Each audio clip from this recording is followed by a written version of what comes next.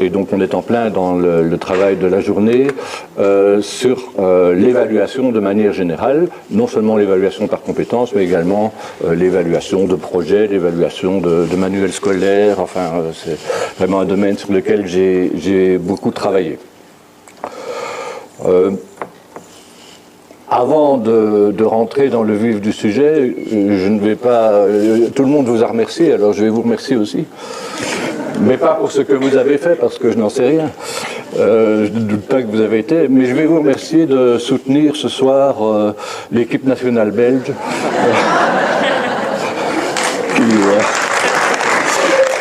Et nous attendons d'ailleurs Madame Hazard, qui sera bien nécessaire pour l'équipe belge, pour ceux qui s'y connaissent. Hein. Voilà. Alors l'intitulé, comme vous le voyez, de ce dont je voudrais vous parler, c'est l'évaluation par compétence, qui est une démarche plus qu'une mesure.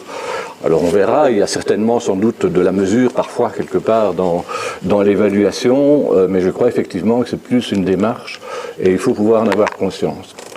Et je voudrais dire également que mon intitulé, enfin ce que je vais vous dire, je voudrais surtout que ce soit perçu comme une base, une source de réflexion, plutôt qu'une vérité dogmatique qui n'existe pas dans le domaine de l'évaluation. Il y a bien sûr des éléments qui sont tout à fait stabilisés aujourd'hui dans le domaine de l'évaluation, mais il y a d'autres éléments qui sont moins clairs et parfois peut-être vous vous direz mais je ne suis pas tout à fait d'accord avec ce qu'il raconte. Eh bien tant mieux si vous n'êtes pas d'accord. On aura j'espère le temps de discuter, mais je crois que c'est... je parlais de socio-constructivisme tout à l'heure avec certains de vos collègues et le conflit socio-cognitif est important et donc de pouvoir... avoir des idées qui sont parfois contraires, c'est toujours intéressant.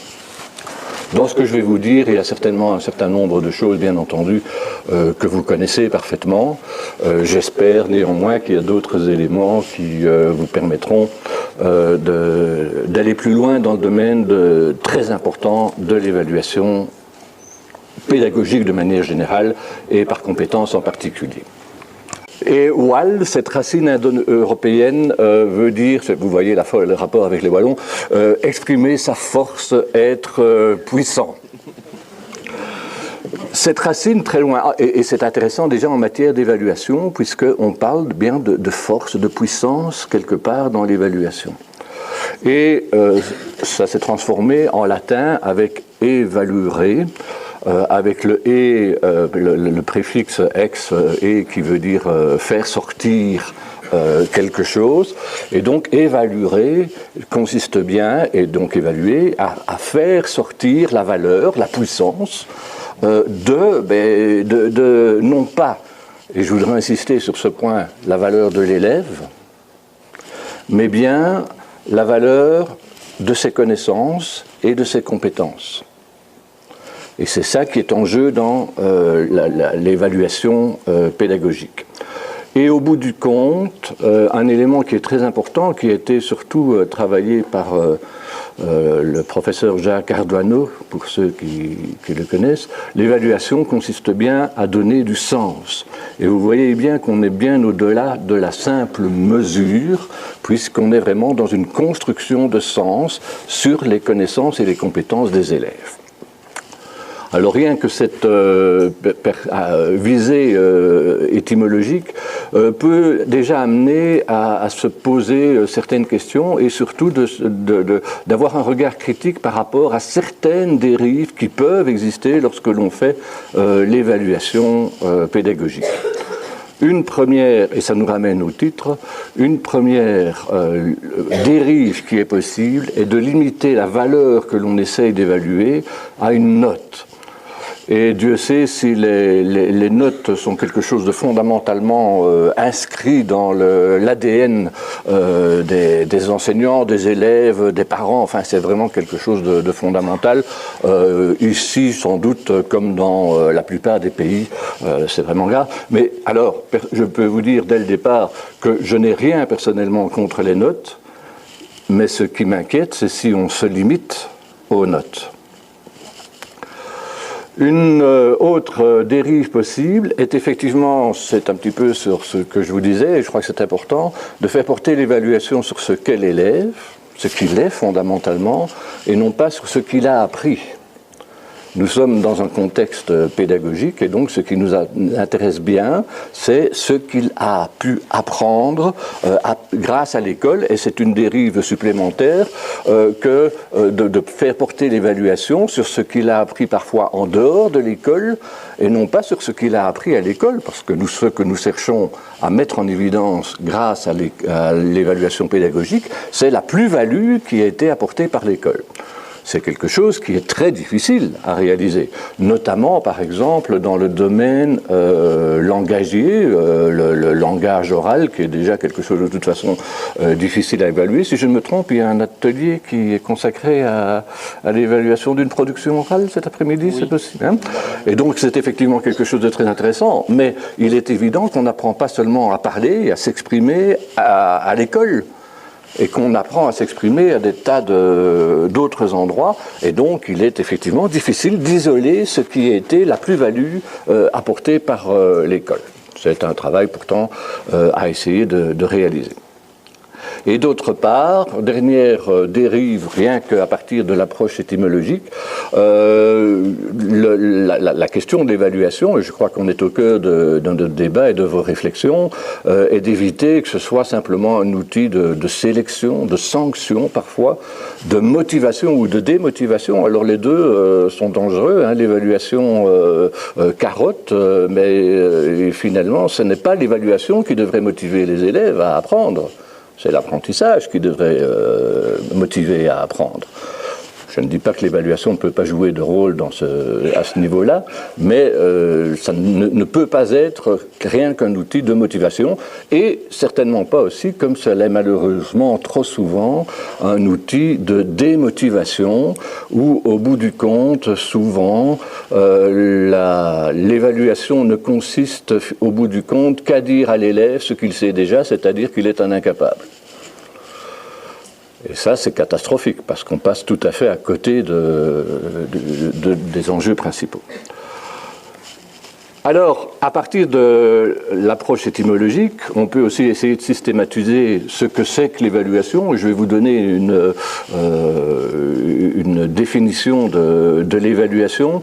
J'en profite pour dire que non seulement c'est filmé, mais je laisserai au bout du compte ma présentation, et donc il y aura, je suppose, moyen de diffuser pour ceux qui souhaitent garder des traces de la présentation. Donc d'abord, l'évaluation, c'est un processus.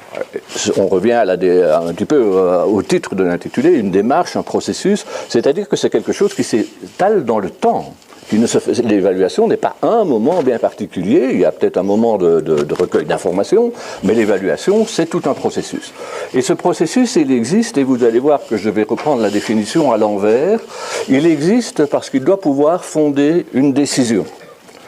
Au terme de toute évaluation, il devrait y avoir une décision. S'il n'y a pas de décision, ce n'est pas vraiment de l'évaluation. Cette décision, elle peut être prise parfois par l'évaluateur, mais elle est parfois prise aussi par d'autres personnes. Mais on va voir. Alors on devra d'ailleurs réfléchir, ce sont les fonctions de l'évaluation, sur quel type de décision on peut prendre dans le cadre pédagogique. Mais c'est très important cette décision, parce que c'est elle qui donne son sens à l'évaluation, et donc dès le départ, l'évaluateur doit savoir quel est le type de décision, pas la décision, mais savoir le type de décision qu'il prépare grâce au processus qu'il va mettre en œuvre en matière d'évaluation. Pour pouvoir prendre cette décision, il va y avoir effectivement une construction de sens, de signification les résultats issus de l'évaluation, qui sont issus d'une confrontation. Alors cette confrontation, c'est de quoi? Mais c'est d'une part un ensemble de critères qui auront été choisis adéquatement, c'est-à-dire que pour pouvoir fonder la décision, j'ai besoin de critères qui sont mon cadre de référence par rapport à quoi je vais me situer pour pouvoir prendre mes décisions. J'y reviendrai à cette question de critères.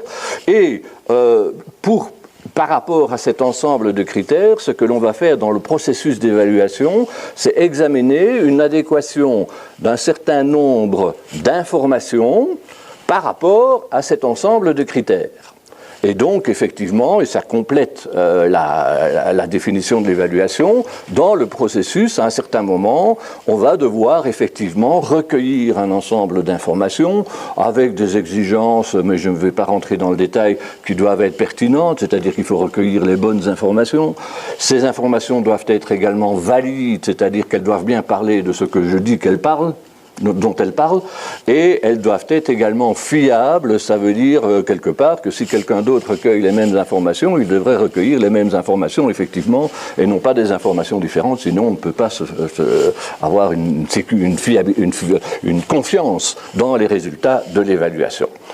Et donc vous voyez que cette définition, elle consiste bien à recueillir de l'information, mais en fait, avant de recueillir cette information, il aura fallu décider quel est le type de décision qu'on prend, quels sont les critères que l'on va utiliser, et quand on aura l'information, de pouvoir confronter cette information par rapport aux critères et essayer de faire sortir du sens par rapport à cette définition.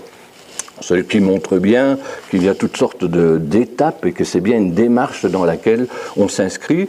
Et je crois que ce qui est très important, c'est de pouvoir savoir ce que l'on fait à tout moment.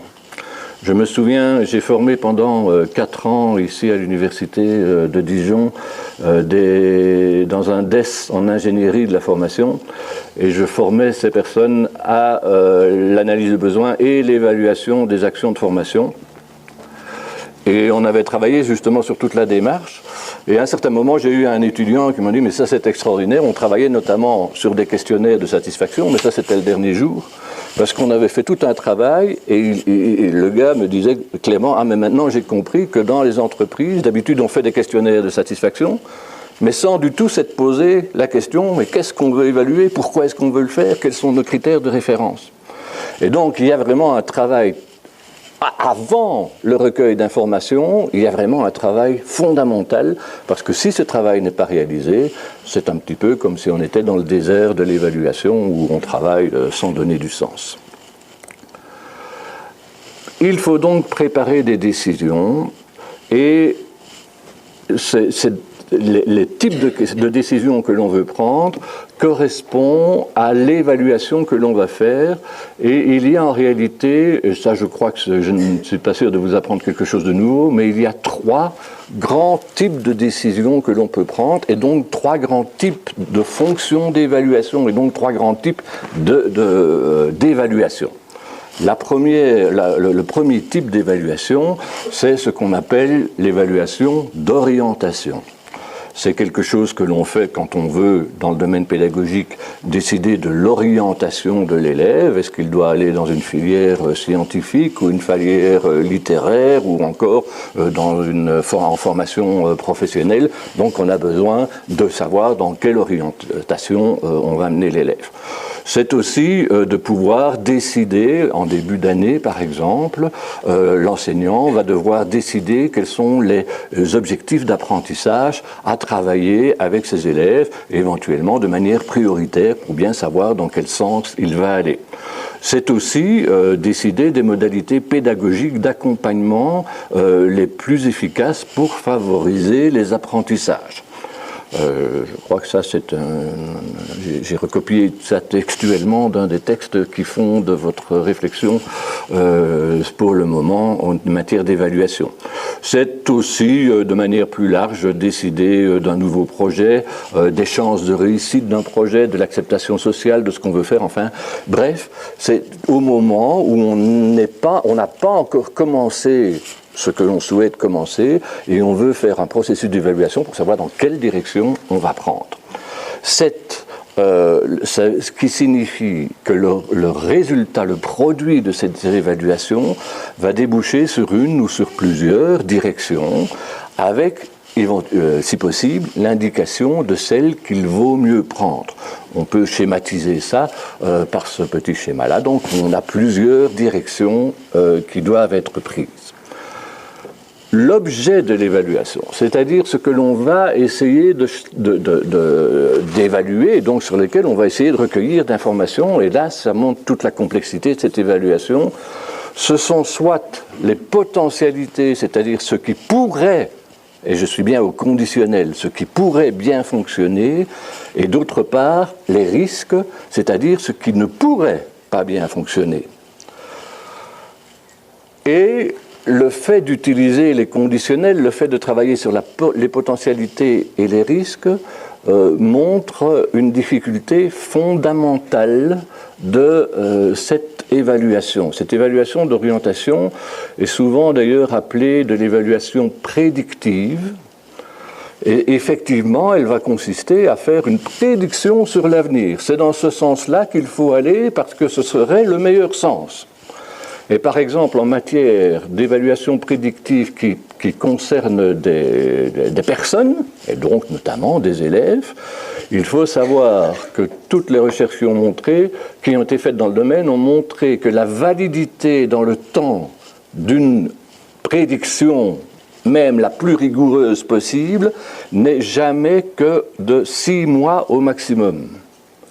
Par exemple, quand on oriente un élève vers une filière professionnelle, on le fait peut-être sur base d'éléments tout à fait bien recueillis de manière rigoureuse, mais il est possible que si on recommence la même évaluation 6 mois après, on obtienne un autre résultat, alors qu'on fait des évaluations parfois qui conditionnent toute une vie.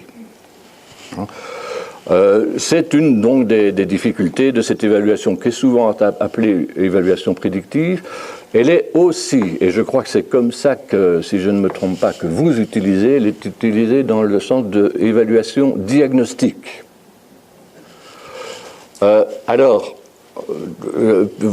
Personnellement, pour des raisons que vous allez comprendre avec la diapositive suivante, je préfère réserver le terme diagnostic pour une autre évaluation.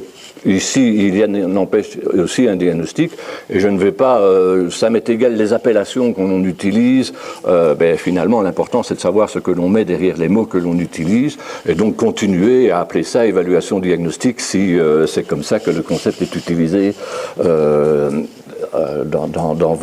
vos milieux.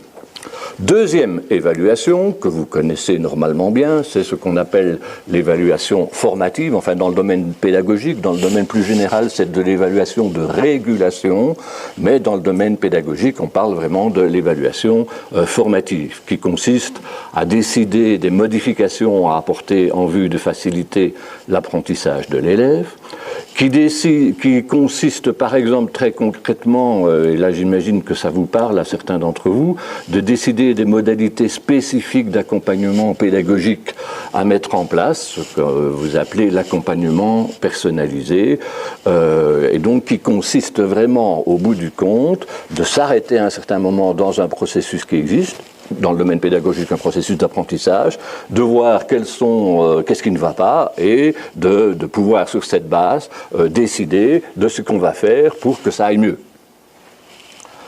Le produit, et c'est là que je voudrais très fortement insister, ça paraît évident, mais c'est le produit de l'évaluation formative est d'une part un diagnostic, où on peut dire, voilà, tel élève rencontre telle difficulté, exactement comme lorsque vous allez chez le médecin va faire un diagnostic médical et va vous dire, voilà, vous souffrez de telle maladie.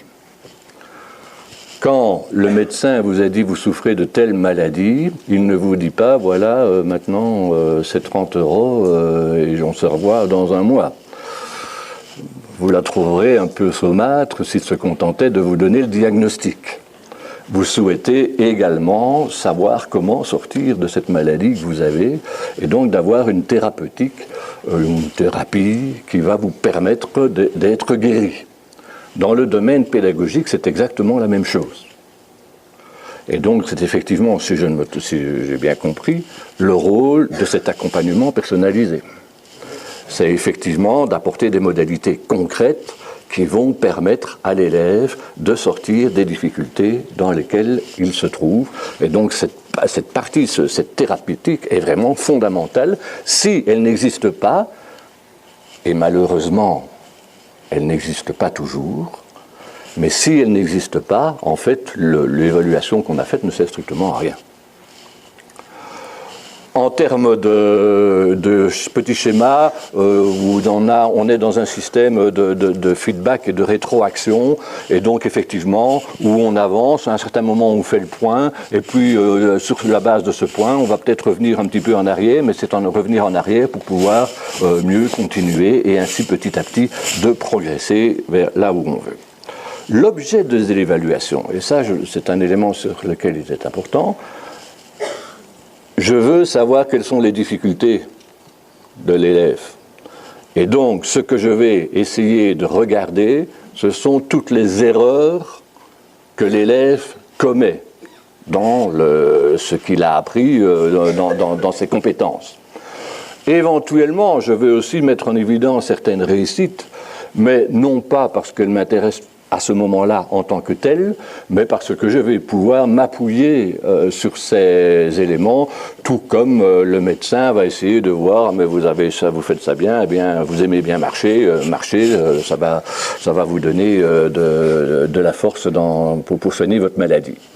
Alors j'insiste sur les erreurs parce que d'abord d'un point de vue déontologique, dans la déontologie avec l'élève, dans le contrat didactique que l'on a avec l'élève, lorsqu'il est dans une opération d'évaluation formative, il doit savoir que, effectivement, ce qui est important, c'est de montrer les erreurs qu'il commet.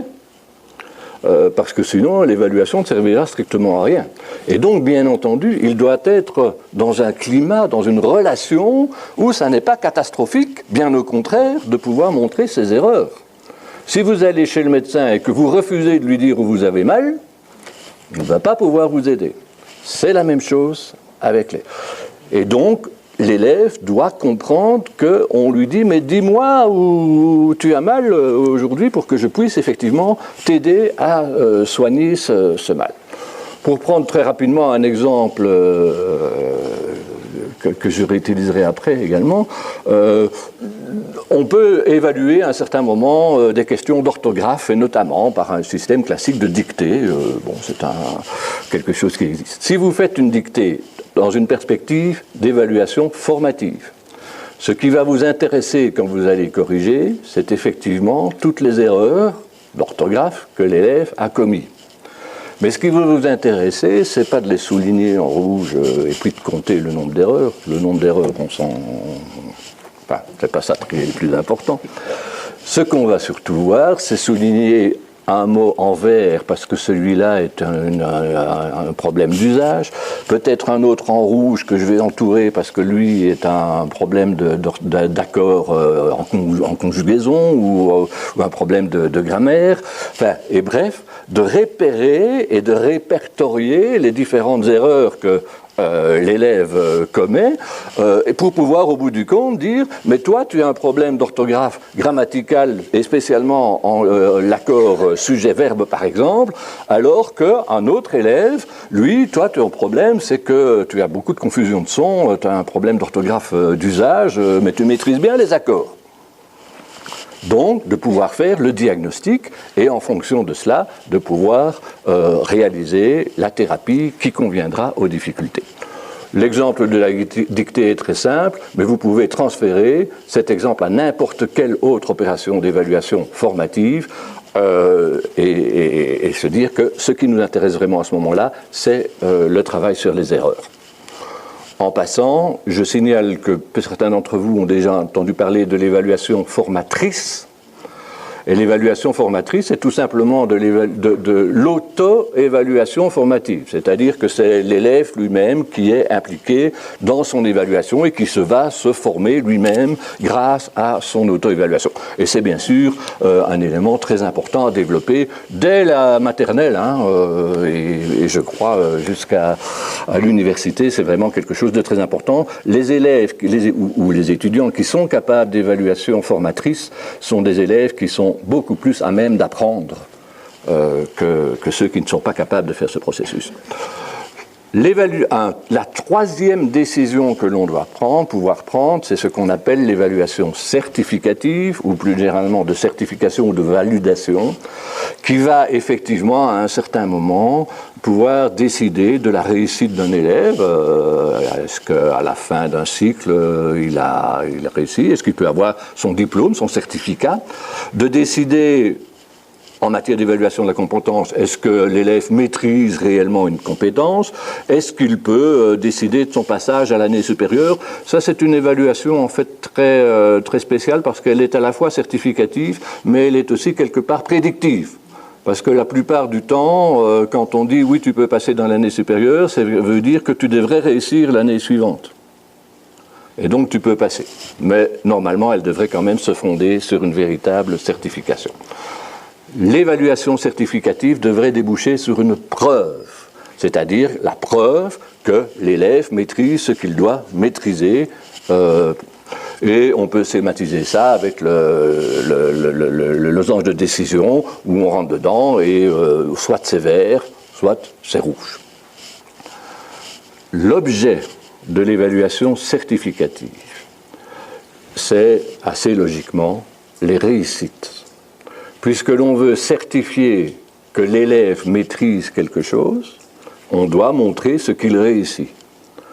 Alors je ne dis pas qu'on ne va pas s'intéresser aux erreurs qu'il commet, parce que cela permet parfois de donner du sens, d'aller plus loin, mais ce qui nous intéresse vraiment pour certifier, c'est de voir si ce que l'élève a réussi, et de voir si ce qu'il a réussi correspond à ce qu'il devait effectivement maîtriser, et à un seuil suffisamment important pour pouvoir le maîtriser.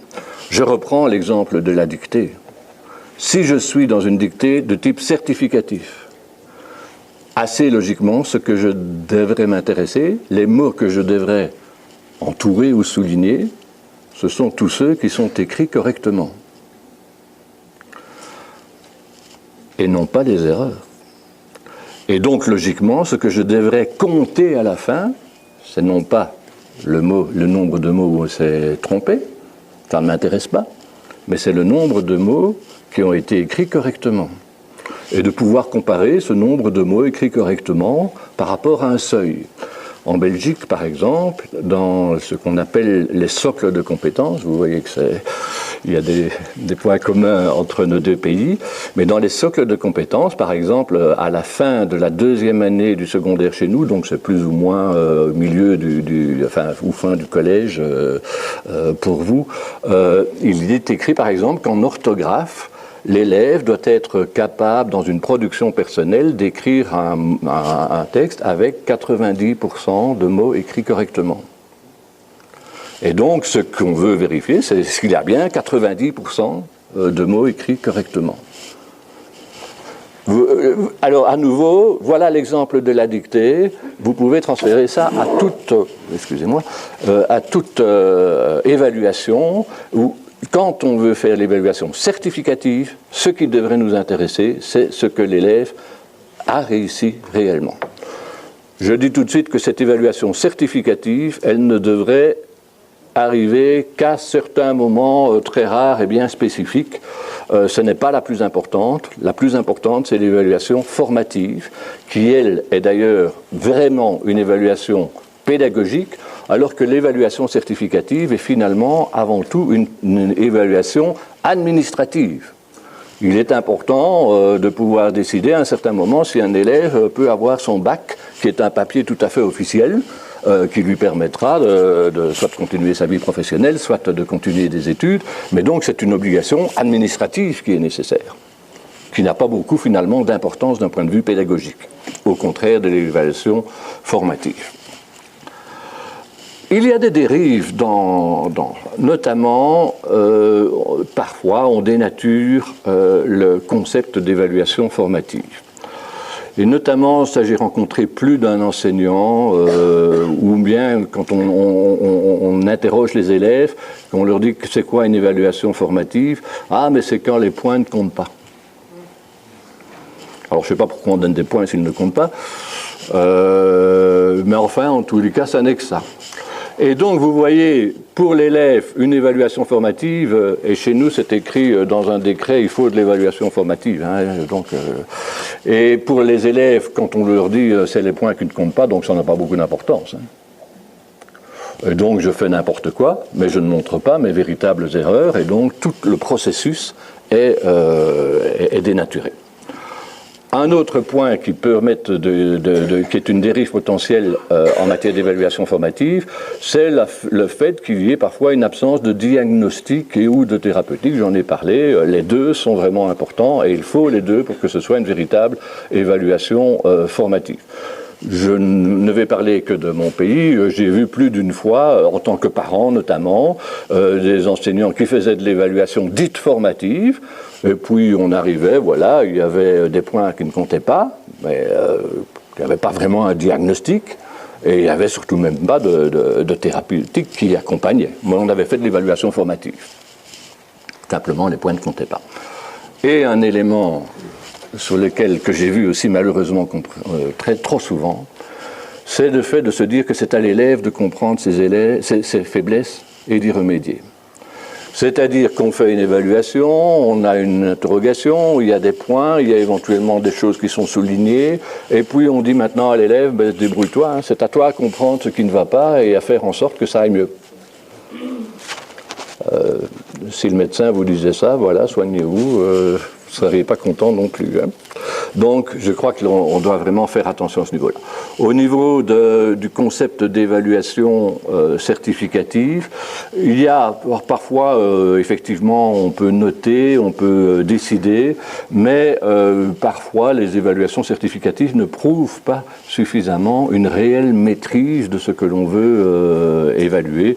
Et là, ce sont des éléments qui ne sont pas faciles, enfin, qui est dans le processus de recueil d'informations. Je viens de vous parler des 3 fonctions de l'évaluation. Et j'insiste très fort sur le fait que tant qu'on se lance dans une évaluation, on doit savoir dans quel type de décision on prépare. Est-ce que c'est une orientation? Est-ce que c'est une régulation? Est-ce que c'est une certification?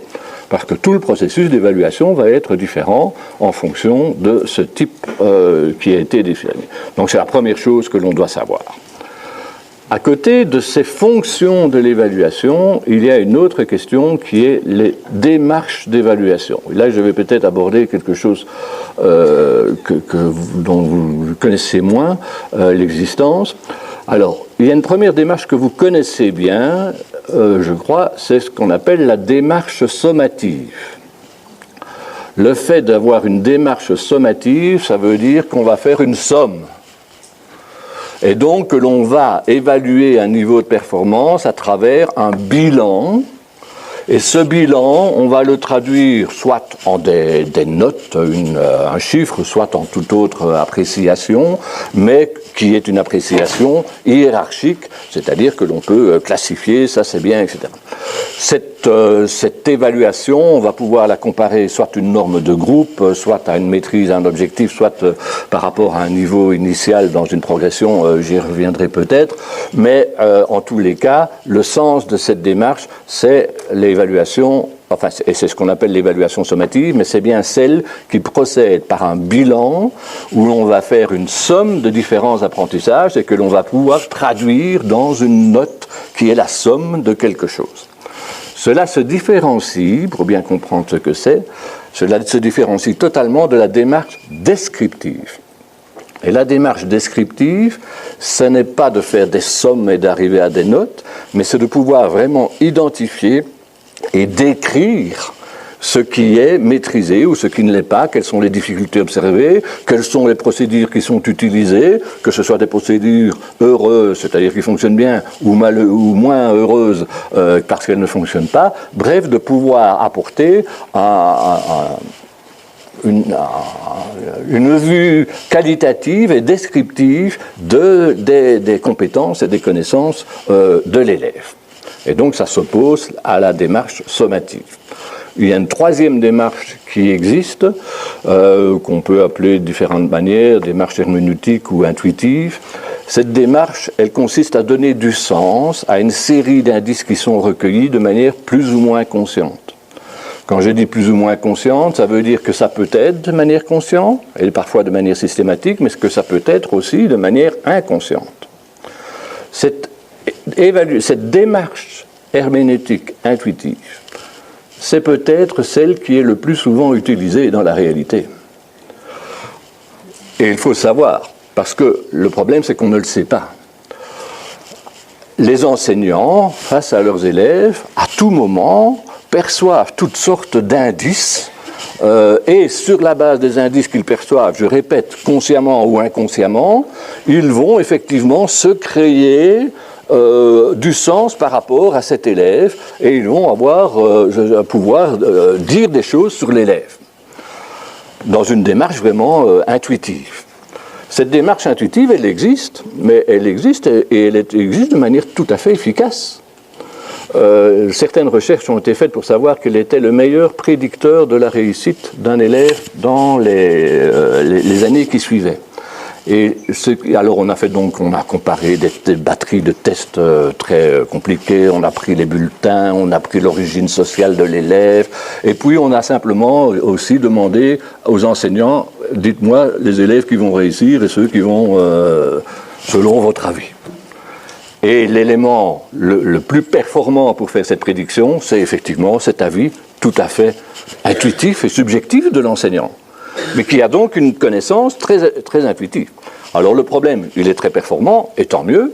Le problème, c'est que cette intuition n'est pas contrôlable, et donc on ne pourrait pas instaurer certainement un système d'évaluation certificative sur la base d'une démarche herméneutique, parce qu'elle est très dangereuse. D'autant plus que d'autres recherches ont montré que les enseignants ont une certaine tendance à l'infaillibilité. C'est-à-dire que quand ils sont convaincus de quelque chose, et notamment sur les élèves, ils sont sûrs qu'ils ont raison. Ce qui n'est pas toujours le cas. Et j'ai beaucoup de respect pour les enseignants. Alors, ces trois démarches, je voudrais bien que vous puissiez comprendre, elles sont importantes, enfin c'est peut-être un peu complexe, mais il ne faut pas confondre ce qui concerne les fonctions de l'évaluation, orientation, régulation et certification, avec les démarches. Et donc vous voyez qu'on atteint dans un tableau à double entrée 9 cases, et que ces 9 cases sont possibles en tant que telles. Donc il est tout à fait possible de réaliser une évaluation, celle dont je vous parlais maintenant, de certification dans une perspective herméneutique. On n'a qu'à demander aux enseignants de nous dire que ceux qui peuvent réussir, ceux qui peuvent passer. C'est techniquement possible. Maintenant, effectivement, il y a des cases qui fonctionnent mieux. Notamment, puisque je suis dans une évaluation certificative, vraisemblablement, la case qui fonctionne mieux, c'est une évaluation certificative dans une démarche sommative. Ça fonctionne mieux, mais les deux autres démarches sont possibles également. Dans une évaluation formative, la case qui fonctionne mieux, c'est laquelle ? Avec quelle démarche pour une évaluation formative ? Bon, j'ai entendu la réponse de mon voisin, mais... Et il a raison. Donc c'est effectivement la démarche descriptive. Puisque dans la démarche descriptive, je vais vraiment devoir énoncer mon diagnostic et parler effectivement des difficultés qui se trouvent. Et alors, je ne dis pas qu'il n'est pas possible d'avoir une démarche formative sur une évaluation formative, mais ça fonctionne mieux avec une démarche descriptive. Ce tableau-là, je ne vais pas le travailler plus en profondeur, mais il faut savoir qu'il existe. Et au passage, je voudrais bien vous amener à différencier. Je ne sais pas très bien quels sont dans votre langage ce que vous utilisez, mais les mots sommatif et certificatif ne veulent pas dire la même chose. Donc la démarche certificative, l'évaluation plutôt, la fonction de certification, c'est bien dire oui, c'est acquis ou non. Et la démarche sommative, c'est la manière dont on va pouvoir éventuellement prendre cette décision. Et en faisant un bilan. Mais ce ne sont pas tout à fait la même chose. Avec tout ça, j'arrive petit à petit à l'approche par les compétences. Et je voudrais vous montrer un tableau qui moi, m'a toujours intéressé. C'est Jean-Marie de Quetel qui a créé ce tableau et qui a un petit peu réfléchi d'un point de vue épistémologique sur l'évolution du savoir. Qu'est-ce que c'est savoir de manière générale? Et vous voyez que, en fait, c'est un tableau historique parce qu'au fil du temps, on est passé de la tradition des jugements, des fondements, à aujourd'hui ce qu'on peut appeler, avec un mot pompeux, le postmodernisme professionnalisant. La tradition des fondements, c'est le fait qu'on va étudier les grands auteurs qui ont écrit toutes sortes de choses. Et ces grands auteurs, ils ont écrit dans d'autres langues, par exemple le latin ou le grec. Et donc, on va lire ces textes, on va les traduire, puisqu'ils sont écrits dans une autre langue qui n'existe plus, et on va les commenter pour pouvoir faire ce qu'on appelait chez nous des préceptes et auteurs grecs ou latins, c'est-à-dire qu'on va vraiment disserter et montrer que ces auteurs ont dit des choses intelligentes, et je vais, de manière personnelle, pouvoir me développer en me fondant sur cette sagesse des grands auteurs. Il n'y a pas tellement longtemps, moi je suis un pur produit de cette tradition des fondements, puisque j'ai fait ce qu'on appelait chez nous des humanités gréco-latines, et puis j'ai bifurqué vers des latins sciences, mais j'ai quand même passé beaucoup de temps à traduire du latin et du grec. C'est intéressant et c'est important, mais à un certain moment dans l'histoire, on s'est rendu compte qu'il y avait des auteurs qui avaient dit toutes sortes de choses, et puis qu'il y avait tout un savoir qui avait été accumulé, et finalement, des personnes, notamment, je crois que ça s'est passé pas très loin d'ici, Diderot et d'Alembert, ont commencé à vouloir créer une encyclopédie, c'est-à-dire ce projet fou de réunir dans un seul ouvrage tout le savoir que l'on avait du monde, et de pouvoir disposer de cette encyclopédie, qui a évolué. Aujourd'hui, ça s'appelle Wikipédia, mais c'est exactement la même chose, si ce n'est que aujourd'hui, on réalise le rêve que n'aurait jamais pu avoir Diderot, c'est-à-dire que dans cette encyclopédie qui est construite par tout le monde et donc qui est une véritable base de connaissances, de savoir. Et vous savez, enfin vous ne savez pas, mais Wikipédia, c'est la base, l'encyclopédie la plus fiable de toutes les encyclopédies qui existent. Même s'il y a du vandalisme parfois sur Wikipédia. Mais c'est un autre problème. En attendant, la manière dont on fait l'évaluation, et donc pouvoir savoir, dans cette perspective encyclopédique, c'est effectivement avoir des connaissances, être une encyclopédie soi-même, avoir de la culture générale. Et c'est important. C'est important pour autant qu'on puisse en faire quelque chose. Je sais personnellement que Marignan s'est associé à 1515, comme beaucoup de monde, mais je ne sais pas, peut-être que vous le savez, je ne sais pas du tout qui était contre qui à Marignan, et ce que je sais encore moins, c'est quelle est l'influence que cela a eu sur notre civilisation d'aujourd'hui. Mais je sais, Marignan 1515, comme beaucoup de monde, je peux faire l'association. J'imagine que vous savez mieux, vous y connaissez plus que moi à ce niveau-là. Dans l'évolution, on arrive après au modernisme scientifique expérimental, et c'est important, donc avec la révolution industrielle, et on crée, et on approche, et on arrive à des arbres d'objectifs où on travaille, et c'est toute l'approche, la pédagogie par objectif qui arrive, où on se rend compte qu'il ne suffit pas de savoir pour pouvoir vraiment connaître, mais il faut aussi savoir faire quelque chose avec ce que l'on a, avec toutes ces connaissances. Et donc c'est le travail sur les objectifs opérationnels, et l'on va en matière d'évaluation maîtriser des savoir-faire de base. J'arrive enfin à la dernière étape dans laquelle on se trouve encore pour le moment, qui est donc cette maîtrisation professionnalisante. Je n'aime pas trop parce que les compétences, ça n'est pas que professionnel. Je crois qu'il y a des compétences de vie aussi qui sont importantes. Et donc, où effectivement, le passage supplémentaire, c'est qu'on se dit, mais il ne suffit pas d'avoir des savoir-faire séparés. Il faut pouvoir mettre tout ça ensemble, les intégrer et pouvoir résoudre des situations qui sont des situations complexes de la vie, que ce soit la vie professionnelle ou de la vie tout court, et de pouvoir y apporter des solutions de manière pertinente. Et c'est ça la compétence. C'est pouvoir gérer une situation complexe en y apportant de manière intelligente une solution qui est fondée sur toutes les connaissances et savoir-faire que j'ai. Et là, je voudrais insister sur le fait que ce tableau n'est pas... les différentes lignes ne s'opposent pas. Au contraire, elles se complètent. Et donc la dernière ligne n'est possible que parce qu'il y a eu les autres avant cela. Et même aujourd'hui, il est impossible d'être compétent si on n'a pas des savoir-faire, et si l'on n'a pas des savoirs, et si l'on n'a pas un peu de sens critique et de sagesse pour pouvoir gérer les situations. Et donc, il ne faut surtout... Je sais que c'est un des débats qu'il y a eu, notamment en France, et qu'il y a toujours, où on reproche à l'approche par les compétences de supprimer le besoin des connaissances, des savoirs. Eh bien non, pas du tout. J'insiste, il est impossible d'être compétent si l'on n'a pas des savoir-faire et des savoirs ou des connaissances.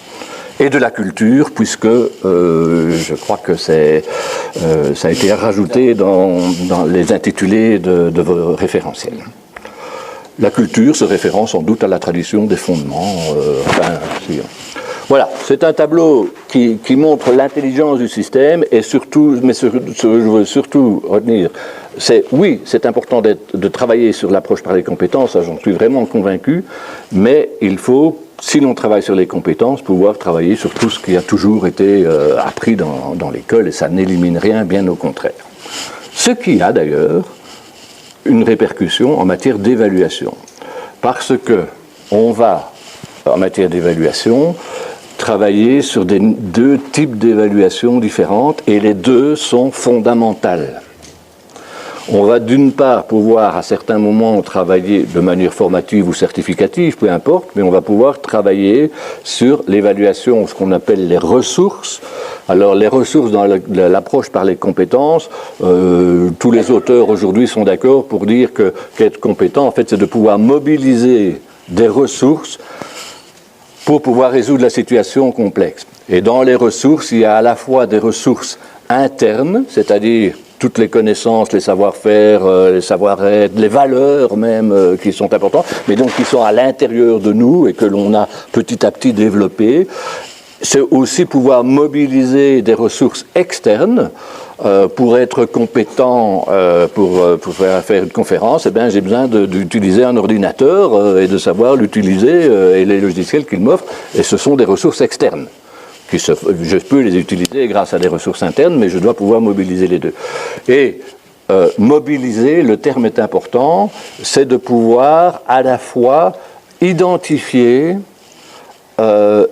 et utiliser les savoirs qu'il faut. Et donc, quand je suis déjà là dans l'évaluation des compétences, mais ce qui est très important, quand je suis face à une situation complexe, quand un élève est face à une situation complexe, où il va devoir exercer sa compétence pour pouvoir résoudre la situation, la première chose qu'il va devoir faire, c'est parmi tout ce qu'il sait, ce qu'il a appris, parmi toutes les ressources qui sont disponibles autour de lui, lesquelles sont pertinentes pour pouvoir résoudre la situation actuelle.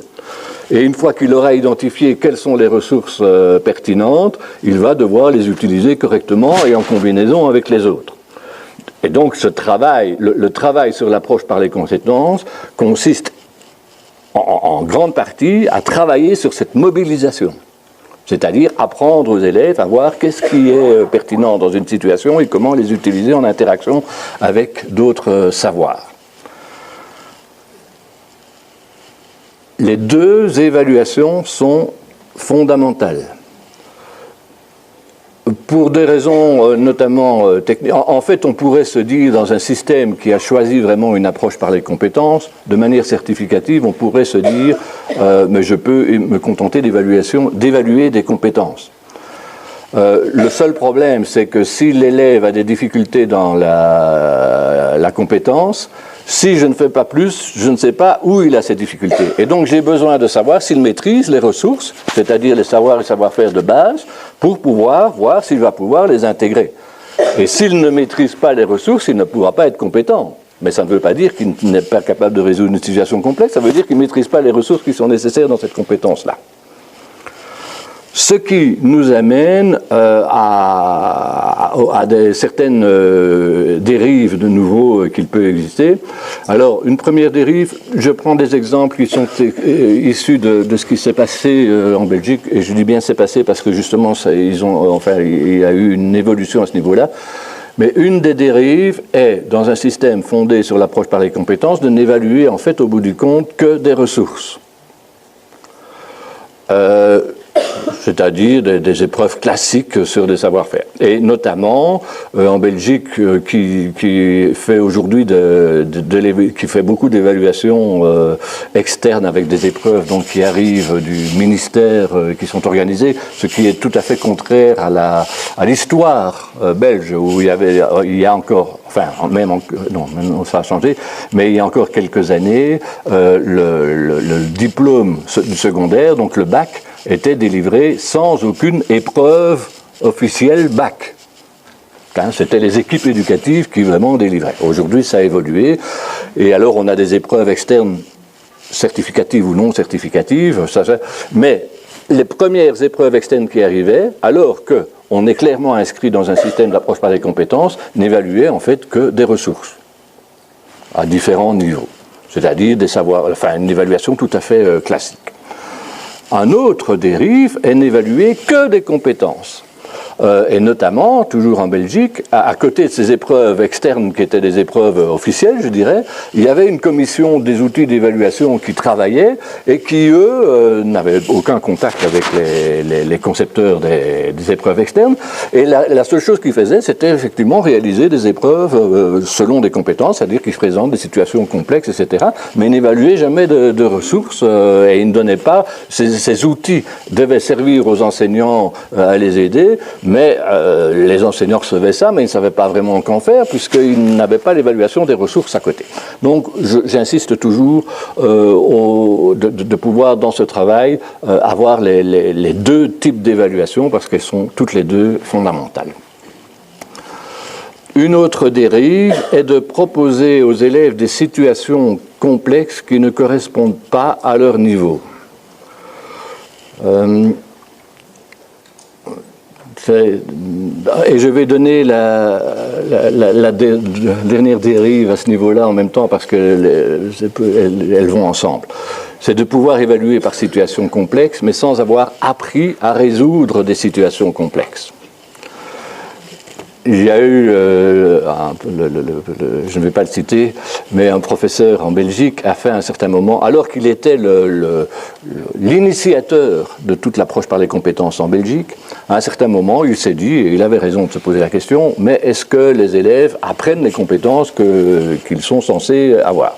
Et donc, il a fait un processus d'évaluation par compétences, et il a été dans des classes, et son constat, c'est que les élèves ne savent pas résoudre les situations qu'on leur propose, donc ne sont pas compétents, et donc l'approche par les compétences ne fonctionne pas, il faut arrêter. Mais il ne s'est pas posé malheureusement la question, est-ce que les enseignants ont fait quelque chose pour que les élèves apprennent à résoudre des situations complexes? Et je peux vous dire que la majorité des élèves n'apprennent pas ça spontanément. Il y en a bien sûr qui apprennent spontanément, et c'est bien pour ça que vous êtes plus ou moins de la même génération que moi, sans doute un peu plus jeune, mais moi personnellement, je n'ai jamais été dans un apprentissage, officiellement du moins par compétence, mais je crois que je suis devenu compétent. Pourquoi? Parce que j'ai pu heureusement utiliser tout ce qui était autour de moi plutôt que l'école pour arriver à être compétent. L'enjeu aujourd'hui, quand on se lance dans une approche par compétence, c'est d'arriver à ce que tout le monde, tous les élèves, soient compétents. Et donc, il faut leur apprendre quoi? Eh bien, leur apprendre à aborder une situation qui est un peu plus complexe que ce qu'on aborde. Elle est complexe parce qu'elle est composée de différents éléments. Je vous montrerai un exemple tout à l'heure. Et puis, il doit pouvoir, il faut lui apprendre à analyser cette situation, à détecter ce qui sera intéressant à utiliser comme dans tout ce qu'on a appris, et à pouvoir combiner le tout pour pouvoir résoudre la situation. Mais donc, ça ne s'apprend pas. Et il faut vraiment se méfier de se dire, maintenant j'ai travaillé toutes sortes de choses, je vais évaluer les compétences. Mais si les élèves n'ont pas appris à être compétents, ils ne vont pas pouvoir l'être. Alors, on parle beaucoup de situation problème. Qu'est-ce que c'est qu'une situation problème? On peut définir ça, d'habitude, c'est un ensemble contextualisé d'informations qui doivent être gérées en vue d'un résultat déterminé.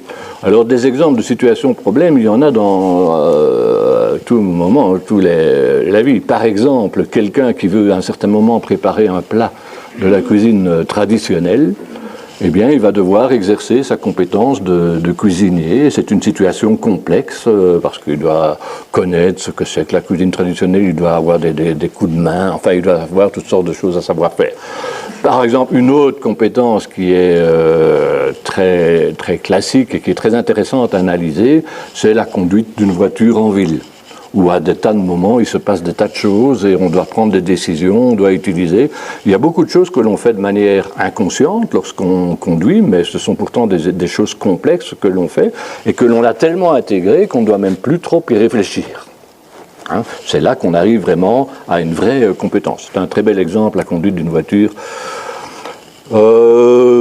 Des compétences, des situations, la répartition de tables et de chaises pour une réunion où il faut savoir le nombre de places, comment les agencer, l'analyse et la résolution d'un problème de pollution, il y a encore d'autres, bref, ça.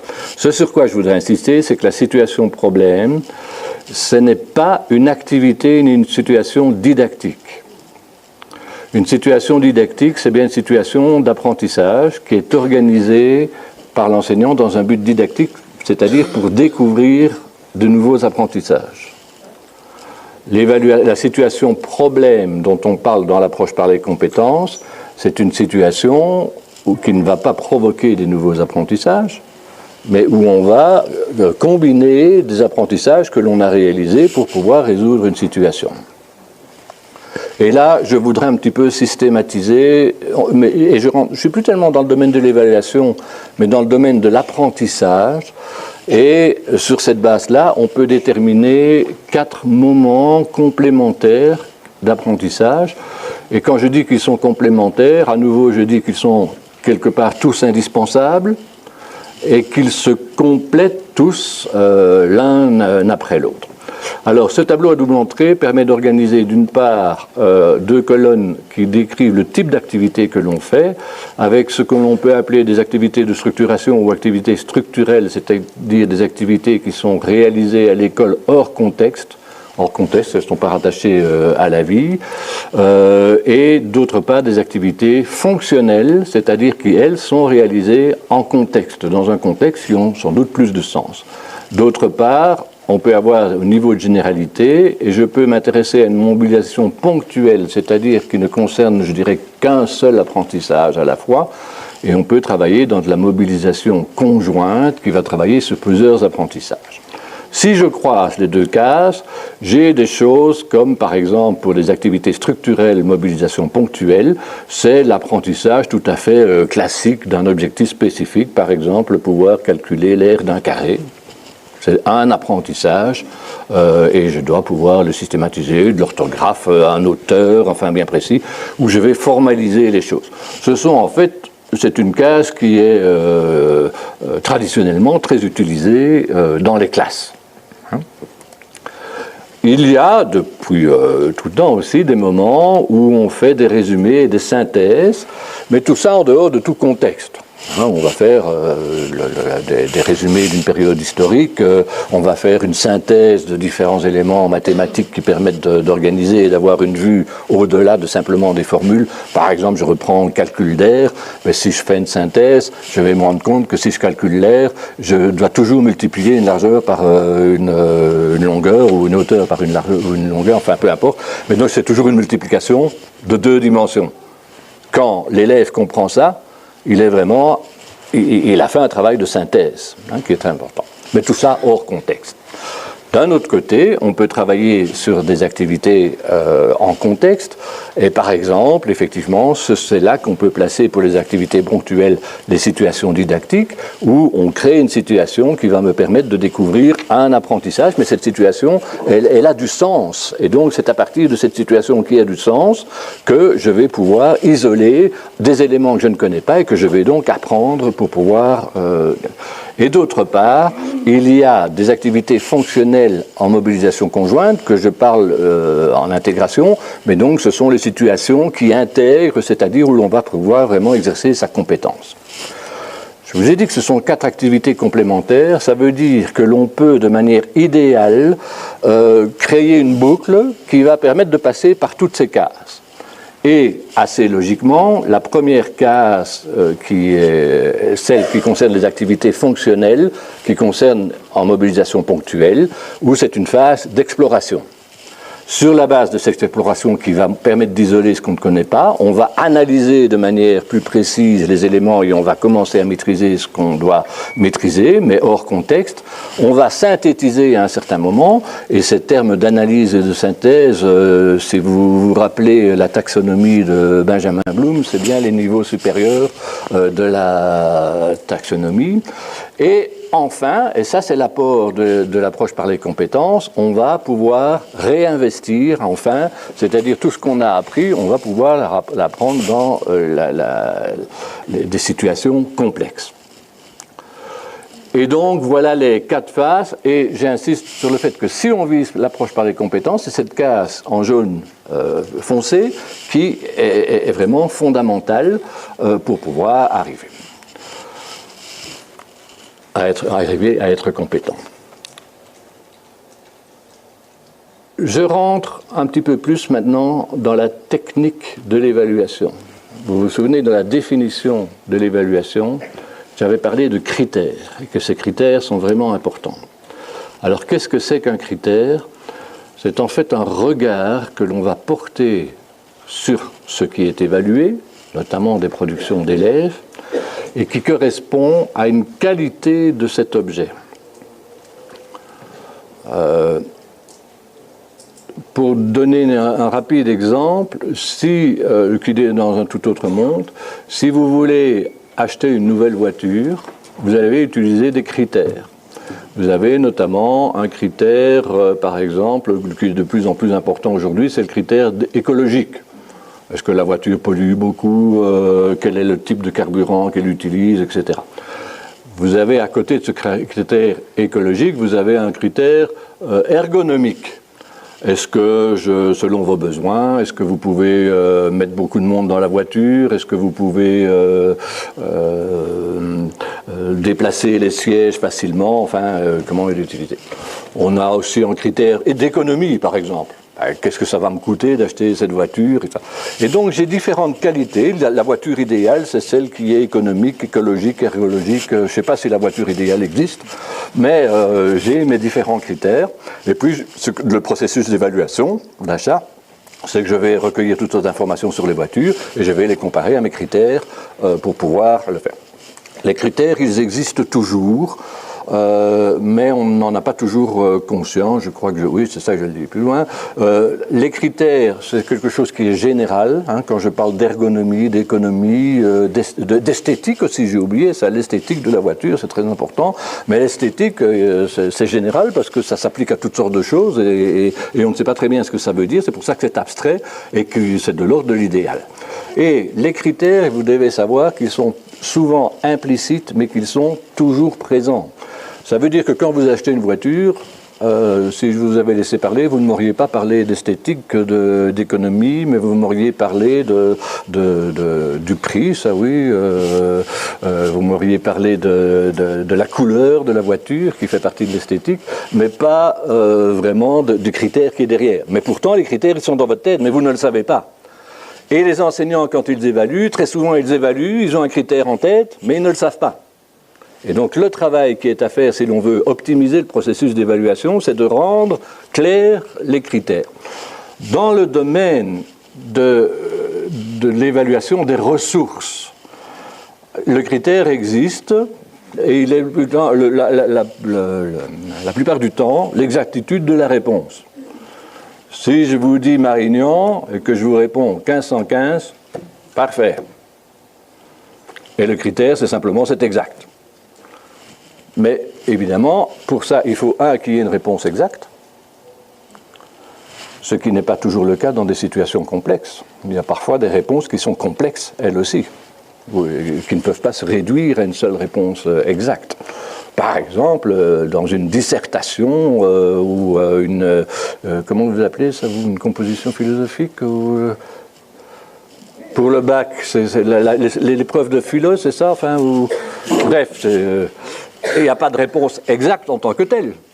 Hein, pour pouvoir évaluer ça, je vais avoir besoin de certains critères qui me permettront de savoir si c'est une bonne dissertation, etc.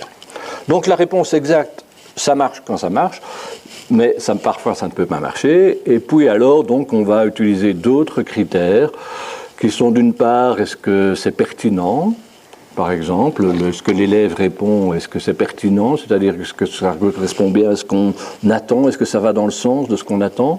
Est-ce qu'il utilise correctement les outils de la discipline? S'il fait une épreuve de physique, est-ce qu'il utilise la physique de manière correcte? Est-ce que c'est utile socialement, ce qu'il fait, par exemple, dans des épreuves en sciences naturelles? Est-ce qu'il y a des réflexions autour de l'écologie, notamment? Est-ce que socialement c'est intéressant? Alors les critères, ils ne s'appliquent pas tous toujours à toutes les situations, mais il faut pouvoir faire un choix par rapport à différents critères. Ces critères, je l'ai déjà dit, ils sont généraux, abstraits et de l'ordre de l'idéal. Mais donc, ils me servent de référence.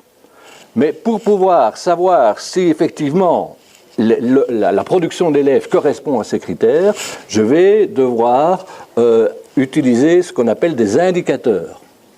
Et les indicateurs, eux, c'est un élément qui est très concret, qui est directement observable. Quand j'achète ma voiture, le prix de la voiture, c'est directement observable.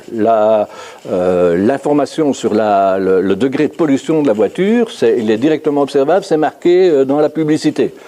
C'est pas toujours vrai, on l'a appris, mais c'est marqué en tout cas. Et toutes sortes, la couleur de la voiture, si elle est verte, ben, je vois tout de suite qu'elle est verte. Ça, c'est l'indicateur qui me parle du critère. Et je voudrais bien insister sur le fait que l'indicateur, ce qu'il fait, comme son nom l'indique, c'est donner une indication sur l'évaluation du critère. C'est un indice.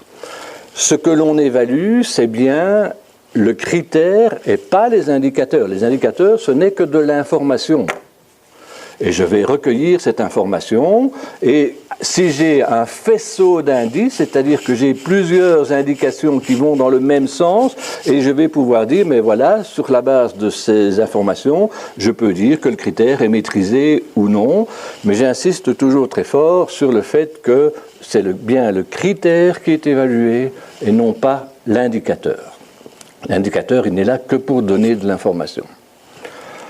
Bon, on va essayer de concrétiser tout cela quand même un petit peu avec une situation qui, je voudrais le dire tout de suite, n'est pas une situation parfaite. On peut la discuter, mais elle permet de comprendre. Elle se situe dans un cadre de référence. Et normalement, vous devriez pouvoir connaître. Je crois que vos socles de compétences définissent un domaine 4, les systèmes naturels et les systèmes techniques. Et notamment, je s'est mis entre guillemets parce que c'est textuellement dans la circulaire que j'ai recopiée, l'élève sait que la santé repose notamment sur des fonctions biologiques, etc. Et il va pouvoir gérer ça. Vous avez aussi dans le document sur les enseignements pratiques interdisciplinaires, et je crois que plusieurs parmi vous sont directement concernés par cette thématique-là, vous avez la première thématique qui peut être abordée concerne bien le corps, la santé, le bien-être et la sécurité. Je mets ça pour montrer que la situation que je vais vous montrer, elle s'inscrit dans un cadre qui est bien et qui peut être réalisé.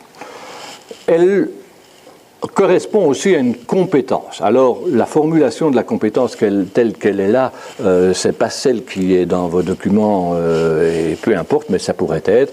Mais donc, face à des situations inédites et significatives, l'élève sera capable, d'identifier en justifiant les causes de problèmes liés à l'organisation ou au bon fonctionnement de son corps ou à celui de son environnement, et les interactions entre les différents éléments d'un même système, et aussi de proposer des solutions cohérentes et scientifiquement correctes.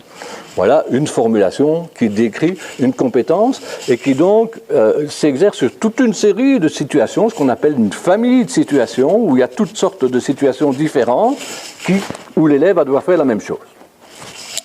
La situation, on arrive dans le concret. Je répète que cette situation n'est peut-être pas idéale. Elle est donc dans le domaine 4 que je vous ai énoncé. Vous pouvez transférer ça à d'autres domaines si vous le souhaitez, bien entendu. On a donc, on dit à l'élève que son ami prend régulièrement son repas de midi dans les fast-foods, sandwich, coca, etc. Il pèse 85 kg et mesure 1,80 m. Tu voudrais attirer son attention sur les conséquences sur le plan de la santé de ce nouveau mode d'alimentation et lui donner quelques conseils d'équilibre nutritionnel, sachant que l'apport énergétique quotidien pour une activité moyenne est de 11 290 kJ. Voilà le contexte dans lequel on se présente, dans lequel on donne déjà toutes sortes d'informations. À partir de là, on peut, dans une épreuve d'évaluation, compléter l'information, fournissant encore de l'information complémentaire à l'élève. Notamment, on lui a un premier document qui lui parle d'indice de masse corporelle, qui permet de savoir son état de santé avec la formule qui est indiquée. Je vous rassure, je ne vais pas rentrer dans le détail de ce calcul.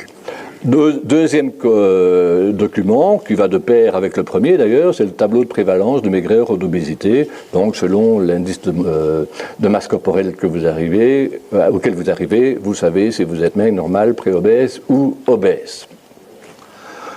Troisième document que l'on peut fournir à l'élève, et celui-là j'insiste, voilà un graphe de la valeur énergétique de quelques aliments, exprimé en kilojoules. Et donc ce sont des documents qui sont fournis à l'élève au moment de l'évaluation. Alors je voudrais, est-ce qu'il y a des scientifiques, enfin j'imagine qu'il y a des scientifiques dans la salle ou des mathématiciens, et ceux-là devraient être dérangés par quelque chose. Dites bien fort, madame. C'est ça. Donc l'axe de la quantité, l'axe horizontal, n'est pas étalonné. C'est fait exprès. Pourquoi ?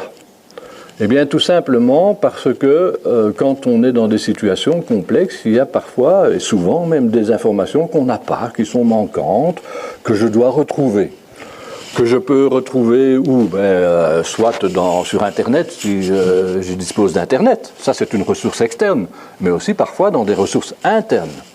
Ça veut dire que, bien sûr, ce tableau, il va devoir être utilisé dans la suite de ce qu'on va demander à l'élève.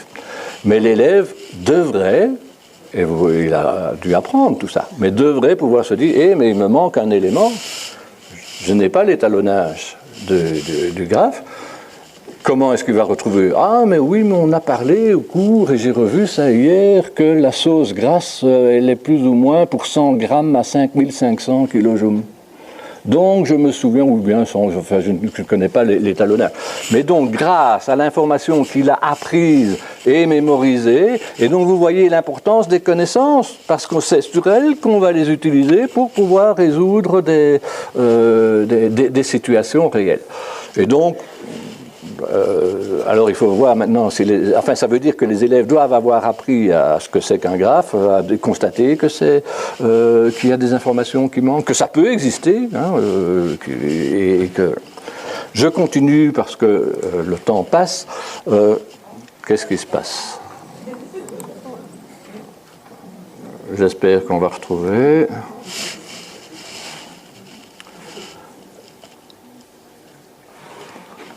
Ah, carrément. Voilà, ça fait partie des sources qu'il faut maîtriser, du calme qu'il faut garder dans ces cas-là. Je vais essayer d'accélérer, donc voilà, je suis même allé plus loin ici et j'espère que ça va fonctionner. Oui. Voilà, donc maintenant, sur la base de ce contexte de ces documents, dans l'épreuve d'évaluation, il y a 3 consignes qui vont être présentées. Je ne vais pas rentrer dans les détails, mais le fait qu'il y ait 3 consignes n'est pas quelque chose d'anodin. Il y a des raisons bien claires pour pouvoir. Il doit devoir, d'une part, calculer l'IMC et faire des recommandations des observations par rapport à ça. Il va devoir évaluer la quantité d'énergie en kilojoules fournie par un sandwich de 130 grammes de pain, 100 grammes, 150 grammes, etc. C'est là qu'il va devoir utiliser son graphique et il va devoir expliquer à son ami sur les bases scientifiques en quoi son alimentation peut lui apporter des risques et donner des recommandations pour une alimentation journalière plus équilibrée. Voilà tout ce qu'il va devoir faire. Pour pouvoir faire tout cela, à nouveau, il va pouvoir gérer les éléments qu'on lui fournit, mais il va devoir aussi gérer tout ce qu'il a appris dans ses cours ou dans son atelier comment est-ce que vous les appelez je ne reviens plus de l'enseignement pratique interdisciplinaire. Voilà, merci. Donc il va devoir utiliser tout ça pour pouvoir le faire. Au moment de l'évaluation, on va effectivement regarder ces productions à travers les différents critères. Je propose ici 3 critères. Un sur l'interprétation correcte du problème, qui est atteint lorsque les élèves va bien dans le sens du programme, de ce qu'on a demandé. Et par exemple, je prends la question 2 où il devait simplement calculer la quantité d'énergie. Eh bien, c'est bien s'il se fait.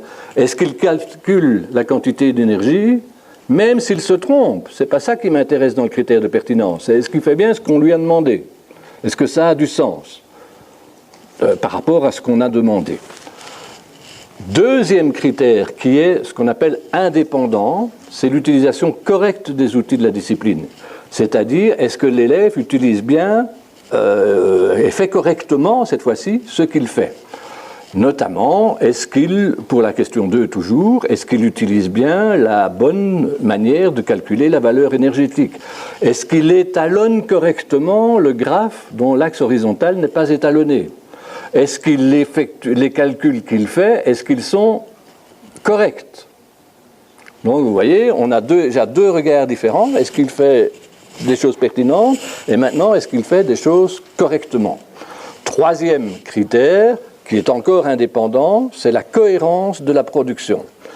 Et là, ça veut dire, est-ce qu'il va trouver des réponses vraisemblables? Est-ce que c'est exprimé avec des bonnes unités? Est-ce qu'il n'y a pas de contradiction? Et notamment pour la question 2, est-ce que l'ordre des aliments par rapport à leur valeur est correct, même si les valeurs ne sont pas tout à fait exactes? Et donc, je peux avoir une réponse qui n'est pas tout à fait correct, mais être tout à fait cohérent dans ce que je fais. Est-ce que la quantité d'énergie est exprimée en kilojoules, voire en calories, mais ce serait plus logique en kilojoules. Voilà la manière dont on peut évaluer. Je vais très vite, excusez-moi, mais je voudrais un peu vous donner la parole aussi si vous avez des questions. Mais donc l'idée, c'est par rapport à cette situation complexe. On demande à l'élève de faire des choses complexes, et puis on va évaluer chaque critère en fonction de certains indicateurs qui vont me permettre de vérifier si oui ou non l'indicateur. Je vais non seulement vérifier si l'indicateur est maîtrisé, mais si l'indicateur n'est pas maîtrisé, je suis en train, dans le cadre d'une évaluation formative, de faire mon diagnostic. Je suis en train de dire, voilà les erreurs que l'élève rencontre. Ça, il n'a pas fait de manière très précise.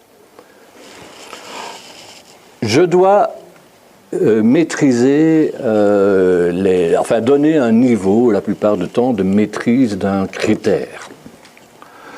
Il y a plusieurs manières de donner différents niveaux. Le niveau le plus simple, c'est le critère est maîtrisé ou ne l'est pas. Et je vais vous dire qu'en matière d'évaluation pédagogique, c'est en réalité les seuls niveaux qui m'intéressent.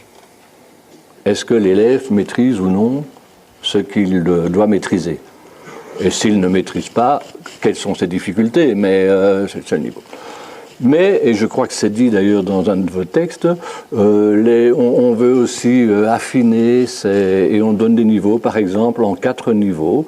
Je crois que ça, ce sont les niveaux qui concernent l'enseignement primaire maintenant, si je ne me trompe pour vous. Donc, objectifs d'apprentissage sont non atteints, ou bien ils sont partiellement atteints, ou bien ils sont atteints, ou bien ils sont dépassés. Au collège, dans le livret scolaire, vous avez aussi une maîtrise insuffisante, une maîtrise fragile, une maîtrise satisfaisante ou une très bonne maîtrise. Donc c'est souvent ce qu'on utilise aujourd'hui, c'est des échelles à 4 niveaux, qui sont un peu plus fines que simplement la dichotomisation maîtrise ou non, mais qui finalement apportent la même information, parce que vous constatez qu'il y a 2 niveaux qu'il vaut mieux pas avoir, et 2 niveaux où ça marche. Alors vous pouvez aussi, bien sûr, il y a des systèmes qui travaillent avec des lettres. les systèmes anglais A, B, C, D que vous connaissez. Il y a des systèmes avec des lettres très bien, T, B, S, enfin, donc tout est possible. Et bien entendu, on peut aussi travailler avec des notes. Toute cette question, pour moi, clairement, il n'y a pas de solution idéale. Au bout du compte, elles reviennent toutes à la première. Je sais si c'est maîtrisé ou non. Alors qu'on veuille donner plusieurs niveaux, même avec le système des lettres, hein, A, B, C, D, E, on est arrivé très rapidement à dire il y avait B+, et même B++, et puis B-. Bref, on a ajouté des tas de niveaux. Les enseignants aiment bien ça. Ça ne sert à rien, mais on aime bien. Ça ne sert à rien quand on a le recul, parce que parfois ça vient polluer le débat. Hein. Mais c'est, voilà, le tout c'est, mais je ne vais pas rentrer dans ces problèmes de taxe, je ne reviens plus sur le nom non, c'est pas la taxonomie, c'est la science de l'éducation, de l'évaluation, la docimologie, merci. Cela dit, il y a quand même une chose qui est importante à avoir conscience, c'est que la plupart du temps, quand on fait de l'évaluation, on arrive à cette fameuse courbe de Gauss, où il y en a peu qui ont qui ne savent pas du tout, la plupart savent, et il y en a très peu qui sont très très bons. Hein. C'est le principe de la courbe de Gauss. Cette courbe a du sens en psychologie, et dans beaucoup d'autres domaines, mais n'a aucun sens, et je voudrais insister là-dessus, en éducation. En éducation, la courbe qui a du sens, c'est celle qu'on appelle la courbe en J, c'est-à-dire où beaucoup d'élèves réussissent et réussissent bien, et peu d'élèves ne réussissent pas. Pourquoi est-ce que ça a du sens? Mais l'éducation, enseigner, c'est mettre en place un processus d'action qui va permettre aux élèves d'apprendre. Et donc, logiquement, à la fin du processus ou en cours de processus, ils apprennent. Et donc, on n'est plus du tout dans cette courbe de Gauss. Un Français, André Antony, si je ne me trompe pas, ou Alain Antony, je ne sais plus, a défini ce qu'il appelle la constante macabre. Et la constante macabre, c'est bien d'avoir de manière constante cette courbe de Gauss, alors qu'on devrait avoir une courbe en J.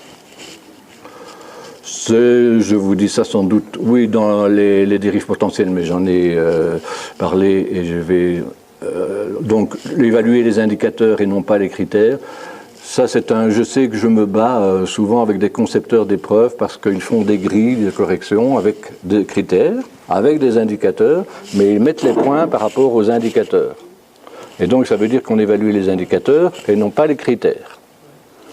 Je vous laisse simplement réfléchir à cette question-là, mais je suis sûr que ce qui est important, c'est d'évaluer les critères. Une dérive potentielle, c'est de déterminer des niveaux de maîtrise qui ne signifient pas grand-chose, parce qu'on n'y voit pas très clair, qui sont parfois invisibles et donc arbitraires, c'est-à-dire qu'on ne sait pas comment on est arrivé à ce niveau de maîtrise. Et pour ça, je crois vraiment qu'il faut avoir des grilles effectivement de correction qui permettent de visibiliser les choses. Une dérive, c'est de viser inconsciemment ou non une courbe de Gauss, c'est ce que je vous disais. Alors, j'aurais encore des choses à vous dire, mais je crois que qu'on peut discuter déjà sur cette base-là. Est-ce que quelqu'un a une question ou une réflexion sur la base de ce que j'ai pu vous dire?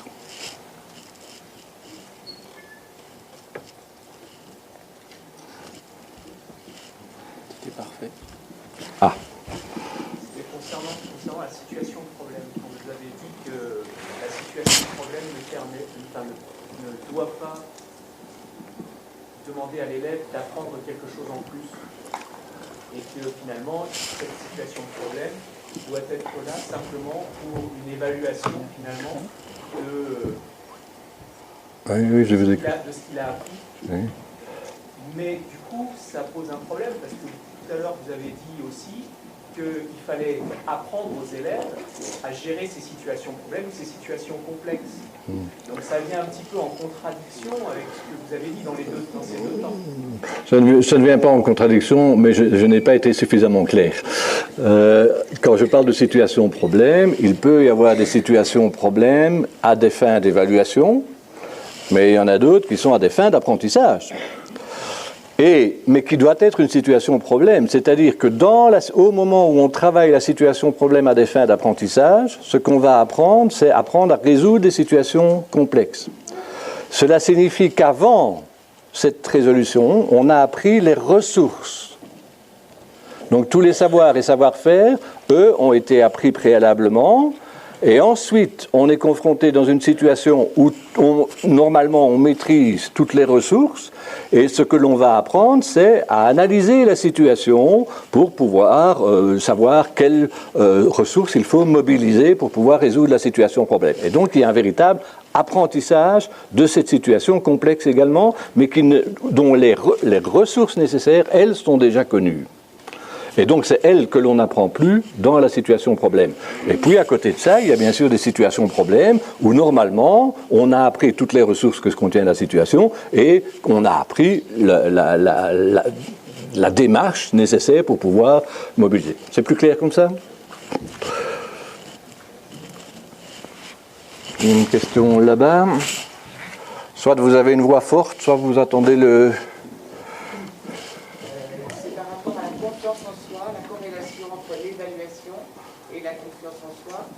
De l'évaluation formative qui s'appuierait essentiellement sur les erreurs pour pouvoir construire des connaissances. Et où est la place de la réussite? C'est la risque à l'évaluation certificative.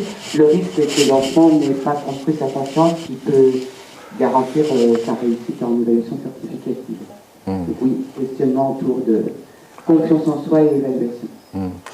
Je crois que c'est vraiment une question, une très bonne question et importante et qu'on ne doit jamais oublier. Et je crois qu'il faut vraiment voir tout le processus d'évaluation et la démarche dans toutes ces étapes comme véritablement un contrat didactique spécifique dans le processus. Et donc l'élève doit effectivement comprendre qu'à certains moments, on va l'évaluer et on va mettre en évidence ses erreurs, mais qu'on ne va pas le faire pour pouvoir l'enfoncer, mais au contraire lui apporter une aide. Alors, ce que vous soulevez est très important parce que si l'évaluation consiste simplement à montrer une fois de plus à l'élève ce qu'il sait déjà, comme je le disais au départ, à savoir qu'il est un incompétent, il va effectivement développer ce qu'on appelle un sentiment d'incompétence acquise et où on le convainc à tout moment. Et donc, ce qui est très important aussi dans l'évaluation formative, c'est bien sûr de déceler les difficultés qu'il y a, de les mettre en évidence avec lui, de discuter avec lui, qu'il comprenne bien. Voilà, on va faire ceci de manière très concrète pour pouvoir aller plus loin. Et donc, on a appris à progresser ensemble, mais il est aussi important, bien sûr, à ce moment-là, de montrer, voilà ta difficulté là, mais par contre, pour tel autre critère, par exemple, c'est super ce que tu as fait. Et donc, de pouvoir mettre, bien sûr, en évidence les réussites pour pouvoir, effectivement, éviter de développer ce sentiment d'incompétence qui est très important. Mais je crois que c'est vraiment, ça se joue dans la relation que l'on a avec l'élève au moment de l'évaluation. Vous savez, j'aurais voulu, je les montre simplement, mais l'évaluateur, il a des devoirs. C'est Charles Hadji qui a travaillé surtout pour ça. Et tous ces devoirs sont importants. Bienveillance, efficacité, transparence, honnêteté, loyauté, modestie. Et c'est dans ce jeu-là que se joue de telle sorte que l'évaluation, au bout du compte, aide l'élève et ne l'enfonce pas. Bon, à nouveau, c'est dans ce contrat didactique dont je parlais, peu importe, bon, vous allez avoir des images, ça ne marche plus. Bon, comment on fait? Effectivement, moi je n'ai pas de recette miracle. Mais ce qui est important, c'est que dès les premiers moments où l'élève est évalué de manière formative, qu'il sente bien que ça ne lui tombe pas dessus, mais que ça l'aide à guérir même s'il ne se sentait pas malade. Et un des grands problèmes, effectivement, dans le monde d'éducation, j'ai toujours dit, enfin j'ai beaucoup travaillé sur l'analyse de besoins aussi, mais en éducation, par exemple, c'est très clair, plus le besoin est grand, moins la demande est forte. Et donc ce sont les élèves, vous le savez, qui ont le plus de difficultés, qui demandent le moins de l'aide.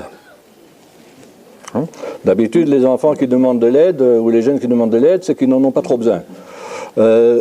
Et donc il faut pouvoir effectivement faire ce travail avec eux, mais dans un climat de confiance. Voilà, maintenant sur le terrain, ça se joue vraiment dans la dynamique de la classe.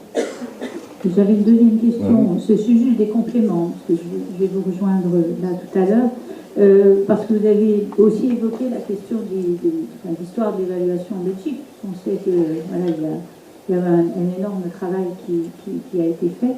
Et où on en est justement par rapport, vous évoquiez tout à l'heure cette question des ressources, de la mesure essentiellement des ressources externes, et puis confrontation avec la commission des outils qui elle, est complètement sur une autre approche.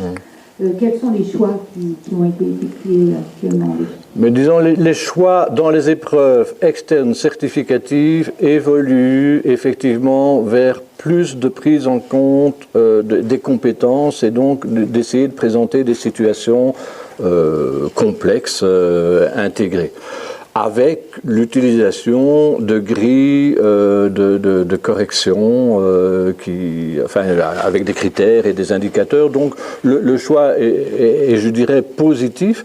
Alors le problème de toutes les épreuves externes, c'est la question les questions de validité et de fiabilité sont très importantes et posent parfois des problèmes. C'est le cas, par exemple, aussi avec les épreuves utilisées dans le domaine des études PISA, où ils prétendent évaluer des compétences, mais comme ils veulent le faire de manière tout à fait valide et fiable, ce qu'ils font, c'est qu'ils présentent des situations complexes et puis ils décomposent par toutes petites questions les situations. Et donc on évalue en réalité que des ressources. Voilà, je crois que ce sont des choses qui sont à développer. La validation des épreuves par compétences est une question importante que j'ai soulevée en 2005 déjà avec Jean-Marie de Quetel dans un article célèbre et où on a proposé des pistes statistiques pour pouvoir essayer de valider les épreuves, mais c'est complexe. Et donc la Belgique, je trouve, progresse bien, mais il y a encore du travail à faire. Merci.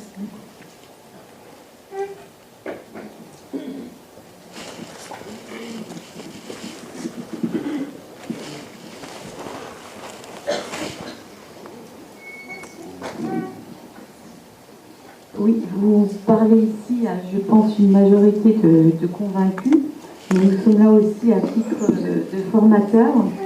Et c'est vrai que notre difficulté en tant que formateur, c'est qu'on est aussi souvent confronté à des collègues qui sont en forte opposition, qui nous disent je n'ai pas été formé pour ça.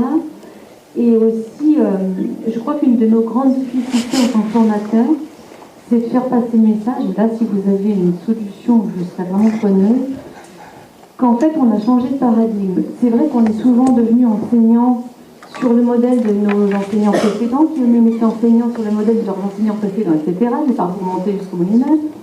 Mais en fait, on est quand même malgré tout encore dans cette idée de l'école sélective, puisqu'on hérite d'une école pour laquelle il n'y avait pas de place pour tout le monde dans toutes les filières, où on devait sélectionner les meilleurs, alors qu'aujourd'hui, au moins jusqu'à la fin du collège, on accueille tous les élèves, et on n'est plus là pour les sélectionner, on est là pour les faire avancer de l'endroit où on les accueille jusqu'à une étape ultérieure, et on se heurte vraiment beaucoup à cette difficulté. Et les collègues, on peut les comprendre aussi, puisque souvent, alors les collègues de fin de collège qui ont le brevet, plus de fin de lycée qui ont le bac, ont cette double casquette de préparer un examen certificatif et en même temps de faire avancer l'élève dans ses compétences d'être humain. Bon, la recette ou le truc magique qui permettra de convaincre tous les enseignants du bien fondé du changement de paradigme, et là, il n'existe, enfin je ne l'ai pas, je ne le connais pas. Et j'entends bien ce que vous dites. J'ai pu, les 2 dernières années, participer tous les mois à un séminaire à Paris intitulé « École et République », qui était un séminaire très intéressant où on a fait le diagnostic du système éducatif français et en essayant de trouver des pistes pour pouvoir le changer. Bon, c'est vraiment très intéressant. Et donc j'entends bien ce que vous dites. Sur la base justement de ce que j'ai pu entendre là, je crois vraiment que la manière dont ça peut changer, c'est ce que vous avez, et je crois que c'est quand même très nouveau, si j'ai bien compris, vous avez pu donner vous-même ces 5 journées de formation aux enseignants, et donc ce qui est quand même, si je ne me trompe pas, quelque chose de nouveau dans le système éducatif français. La formation continue est un parent pauvre. Et donc, vous avez pu animer 5 jours de formation en un an. Mais c'est quoi? C'est petit? Oui, c'est spécifique, mais c'est déjà un progrès immense. Et je suis sûr que dans ces 5 jours, vous aurez pu commencer à faire du travail qui va pouvoir travailler. Cela dit, ce que l'on sait dans ces formations, c'est effectivement... ça n'est efficace, c'est-à-dire que ça ne change les pratiques que des enseignants que si on part des pratiques des enseignants. Et si c'est sur la base des pratiques que les enseignants discutent, qu'ils comparent et qu'ils vont confronter eux-mêmes, qu'on va pouvoir changer, espérer avoir un changement dans les pratiques. Et donc, le truc que je vais vous dire, c'est que, 1, continuez à faire des formations, et j'ai entendu que c'est prévu, et 2, essayez au maximum dans ces moments de formation de partir des enseignants, de ce qu'ils vivent, qu'ils discutent entre eux, et sur cette base-là, de pouvoir faire évoluer les choses. Et je réponds très qu'imparfaitement à votre question. Une autre question encore? Est-ce qu'il existe un profil d'élèves qui serait pénalisé éventuellement par l'évaluation par compétences, ou est-ce qu'elle est vraiment préférable pour Alors, bon, c'est une vaste question. Moi, ce que je peux vous dire, et là c'est mon expérience que j'ai eu la chance d'avoir dans le monde, ce que j'ai pu constater, c'est que les élèves qui sont entrés dans de véritables approches par les compétences, ce sont les élèves qui avaient des difficultés dans le système scolaire qui ont le plus accroché et qui, quelque part, voyaient enfin le sens qu'il y avait à aller à l'école. Et donc, des élèves qui étaient auparavant en grande difficulté scolaire, non seulement réussissaient les épreuves par compétences, mais revendiquaient un travail par compétences. Maintenant, je suis convaincu aussi que les meilleurs, parce qu'il y aura toujours des meilleurs, ça je ne discute pas, ils peuvent profiter pleinement de l'approche par les compétences aussi. Hein. Est-ce que j'ai répondu à votre question? Une dernière question. Vous avez évoqué la question des critères, des indicateurs et des indices. Donc on a bien compris qu'il fallait que les enseignants soient au clair par rapport à ça, cette fonction. Par contre, vous n'avez pas évoqué par rapport aux élèves. Est-ce qu'il y a besoin d'expliciter aux élèves ces éléments? Et si oui, à quel moment? Est-ce qu'on le fait en amont des activités, pendant, ou bien seulement tout à la fin? Très bonne question.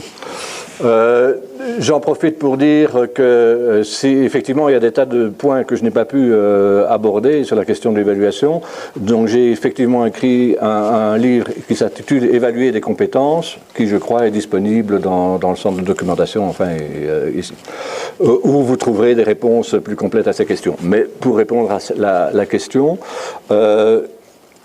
les élèves doivent, au moment d'une épreuve certificative, et aussi formative, savoir sur quels critères ils seront évalués. Et donc c'est un apprentissage. Effectivement, au moment où on apprend, de manière formative, à un certain moment, je peux dire aux élèves, aujourd'hui, on va voir une situation complexe, vous allez être évalué, et le seul critère sur lequel je vais m'intéresser, c'est la cohérence de ce que vous faites. Et ils font un produit, que ce soit dans n'importe quelle discipline, et puis je regarde uniquement ça, et je vois les difficultés pour qu'ils apprennent à maîtriser ce critère-là. Et donc, petit à petit, ils vont connaître effectivement les critères, mais pas les indicateurs. Pourquoi? Parce que les indicateurs, ils sont relatifs, à chaque situation proprement dit, donc on ne peut pas le dire à l'avance. Et si en plus, on dit les indicateurs sur lesquels on va évaluer, si on dit est-ce qu'il a utilisé la formule de l'aire du carré, on est en train de lui dire qu'il doit calculer l'aire du carré.